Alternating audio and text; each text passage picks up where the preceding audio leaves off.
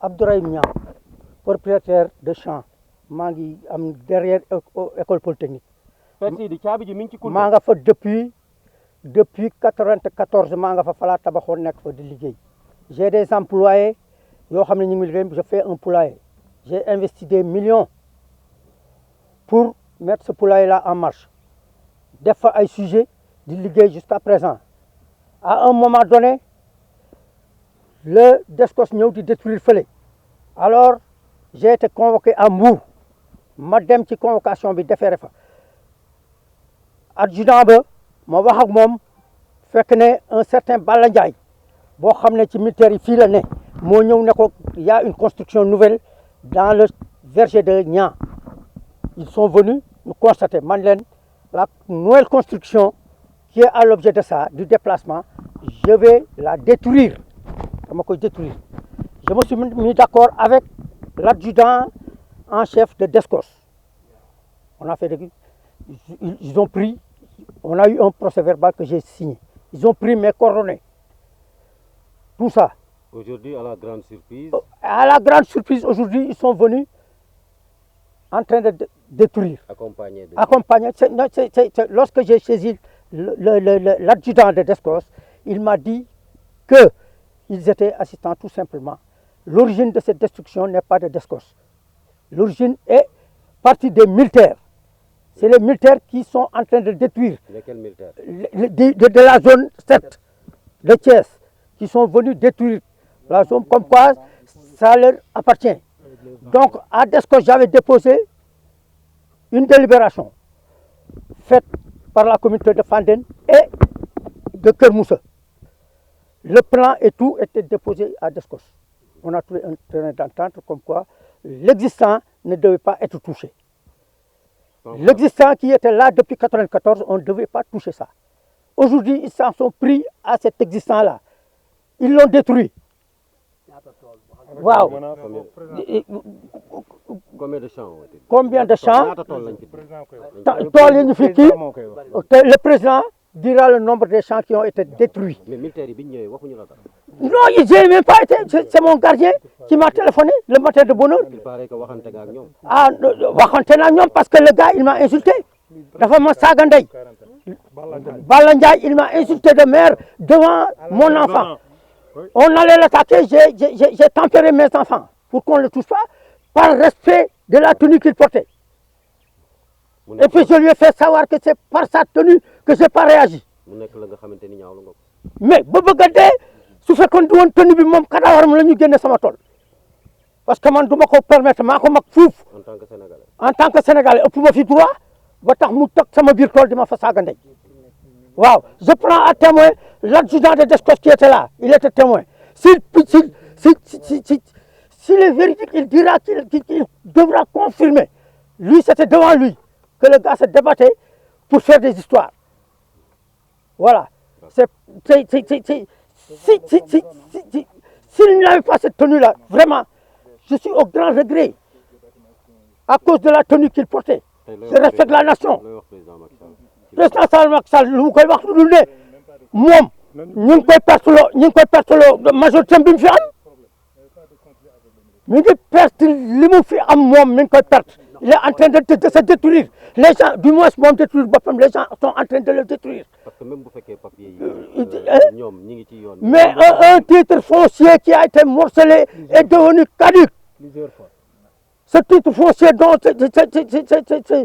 s'arrosent les militaires là, ce titre foncier là est caduc parce que ça a été morcelé plusieurs fois. Ils n'ont bàyyi ba tey hein, c'est de la lâcheté quoi. Jàpp nit ki di ko yàqal des millions comme ça hein, dans une impunité totale hein, c'est lâche quoi. Waaw, maintenant le président va compléter. Je m'appelle Alpha Diané. Je suis le président de l'association des agriculteurs de la zone de Tangor, ici à Thiès. Au grand regret des agriculteurs, aujourd'hui vous avez subi des opérations de destruction des militaires de la zone 7 assistés par la DSCOS. C'est ça.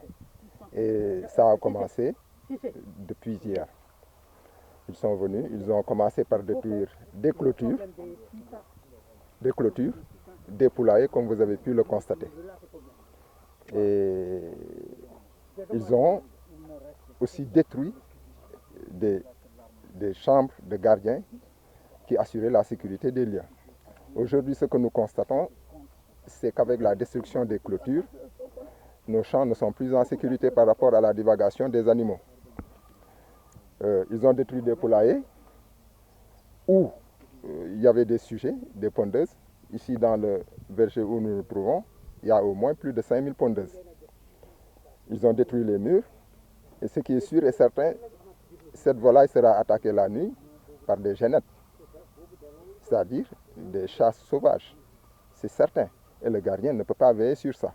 Est-ce que vos papiers sont en bon état? Nous avons des papiers, des délibérations qui nous ont été données par le conseil rural, d'une part de Kermoussa ou de la zone de Fandem. S'ils parlent aujourd'hui, si les militaires disent que cette zone est un titre foncier qui leur a été attribué, ils n'ont qu'à faire sortir ce papier. La voie de contournement traverse donc ce titre. Le canal qui le KM2, KM3, KM1 traverse aussi cette zone. Nous nous trouvons au-delà de cette route, c'est-à-dire sur la gauche, vers le nord. Nous nous trouvons sur cette zone-là. Mais au préalable, qu'est-ce que vous avez d'abord alerté par rapport à ces discussions? Pas de sommation. Jamais. Et ce contentieux est actuellement pendant devant la justice. Parce que nous avons pris des avocats en la personne de maître Hassan Diomandjaï depuis 2016. Depuis 2016. Mais on ne comprend pas que des militaires puissent accompagner, avec leurs engins, puissent accompagner l'armée. Est-ce qu'ils étaient armés? Ils étaient armés. Il y a 2 pick-up remplis d'hommes armés, de militaires. Nous pouvons vous envoyer les images. Aujourd'hui, si vous estimez cet argent, à quoi normalement c'est plus d'une centaine de millions. Ça, je vous le garantis. Rien que, je ne voudrais pas citer le nom de ce monsieur, qui est une autorité dans ce pays. Le mur d'enceinte qu'on a détruit vaut au moins 40 millions. Rien que le mur? Rien que le mur, je vous dis, rien que le mur. Ils ont même égratigné des arbres dans ce verger.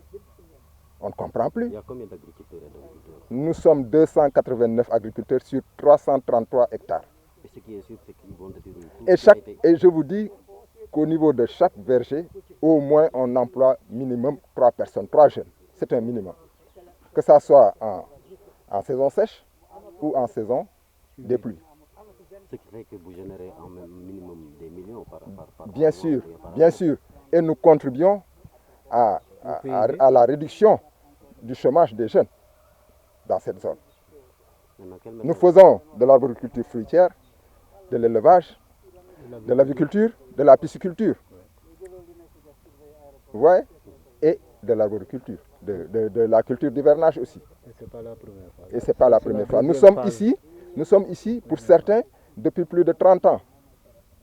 Moi qui vous parle, je suis là depuis 1994. Et je fais partie des derniers qui sont arrivés ici. Aujourd'hui, s'il y avait des rapports de force, ce qui est sûr, c'est que le pire allait arriver. Nous n'allons pas le faire. Nous n'allons pas. Nous sommes des Sénégalais. Comme ces militaires qui sont venus ici, ce ne sont que des exécutants. Il faut trouver le véritable responsable. Et nous avons des lettres. Nous avons une lettre du général de l'armée, en la personne du général Abdoulaye Fall, qui avait fait des propositions basées sur un rapport qui avait été effectué par le service régional du cadastre. Maintenant, ils n'ont qu'à nous dire qu'est-ce qui se passe. Et qu'est-ce que vous comptez faire en ce moment? Les attaquer comme d'habitude devant la justice. Il y a une justice ici, au Sénégal. C'est ce que nous pensons. Mais nous ne pouvons pas nous permettre d'opposer de la force à des gens qui sont armés. Qu'est-ce qu'ils ont à venir ici dans nos champs avec des armes? Et ce n'est pas la première fois. Et ce n'est pas la première fois. Ils ont fait tomber nos murs. Nous allons les reprendre. Ils n'ont qu'à venir tous les jours, mais nous allons reprendre ces murs-là. Parce qu'on ne peut pas laisser nos volailles, nos sujets, dans l'insécurité. Waaw salaamaaleykum. tafu leen ci waa ji. maa ngi tudd Alpha Diané maay jiite association bi ñuy wax association des agriculteurs de Tangor fii ci Thiès depuis démb ba léegi dañoo xëy ci ay fitna militaires yi ñëw fi ànd ak waa Descos toj suñuy tool ak li ko wër te du benn yoon du bii mooy bi ci njëkk nañu toj ànd ak waa Descos convoqué suñuy membre ñi nga xam ne amoon nañu ay ganaar ci seen biir tool wala ñi nga xam ne danoo defaroon ay construction en dur tabax mur parce que encore une fois mais àll bi ñun mënuñu dëkk depuis 90 ba léegi dëkk ci ay clôture naturelle at bu nekk fii day tàkk te taal yi souvent ci biir camp bi lay jóge tëb muru camp bi traversé télé bi ñëw dugg ci suñuy biir tool kenn duñu jàppale ñun ñooy jóg di ko taal ray mi doon wax ak yéen nii fekk naa ko toolam benn bés moom kese mënatul dem non duñu wax ne militaire mais safara si foofu la jóge waaw. tey ñaata poulailler lan lay yàqal ak ñaata ngeen toll ñun fi mu nekk nii presque ñetti téeméer lañu ñaari téeméer lañu ak juróom-ñett fukk ak juróom-ñeenti agriculteurs yu nekk fii ci ñetti téeméer ak fanweer ak ñetti hectares ñu ngay carte bi man maa tiirelu carte bi tool yëpp génne naa ko. papier yi fan ngeen ko jëlee. papier yi yenn yi fii ñëpp am délibération. bu mairie ba. du mairie communauté rurale parce que dafa yàgg. communauté rurale bu Fandène communauté rurale bu Kër Moussa am nañ ko fii waaw. tey bu ñu doon xayma ci xaalis lan la li ñu yàqal ëpp na téeméeri million.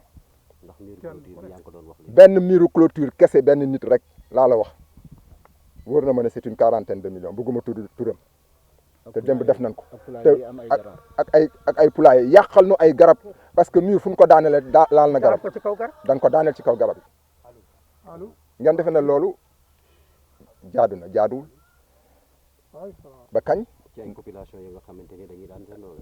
dañuy daan seen doole fii tool boo ci dugg fi mu nekk ni ci jamono ji ñu nekk ni au moins ñetti ni da nga fay liggéey kenn ki peut-être borom tool bi lay doon mag lay doon y a même des immigrés ici wallahi am na kenn ku ñu daaneel toolam léegi nekk fi mu ngi États-Unis il y a 2 mois la fi jóge. mu nekk lu ñaaw la nga xamante ni rafetlu. te dama ne la il a amené du matériel ak système goutte à goutte ak lépp ci biir tool bi pour def ko ñu ñëw écraser lépp gis ngeen lii.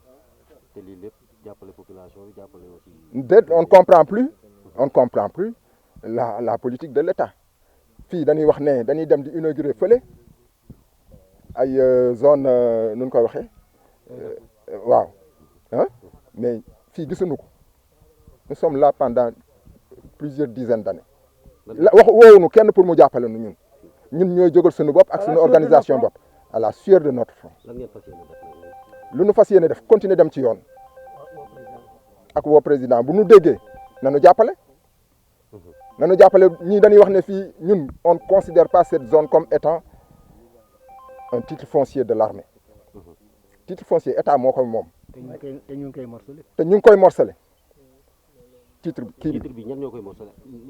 xamuñu état bee koy morcelé. ñu ngi koy morcelé dagg nañu ca kaw au nord de la route de Morolan dagg nañu ca suuf derrière l'école polytechnique de Thiès yaa ngi dégg ca gannaaw fële bu ma yoroon carte bi dinaa la ko woon ca gannaaw fële c'est déjà morcelé par la communauté rurale de Fandène fii moo des te ñun bu ñu sañoon tey fii nekk un poumon vert pour la ville de Thiès parce que suñu bëgg-bëgg la aussi Thiès amatul àll bu ko jege boo xam ne au moins ça peut mën na ko dundal fii moo ci des ñun ñaanuñu leneen dañuy ñaan ay sénégalais lañu yu yàgg yëngu ci liggéey fii amul kenn presque fi am un compte bancaire li nu am ci li nu waroon ubbee compte bancaire fii lañ ko def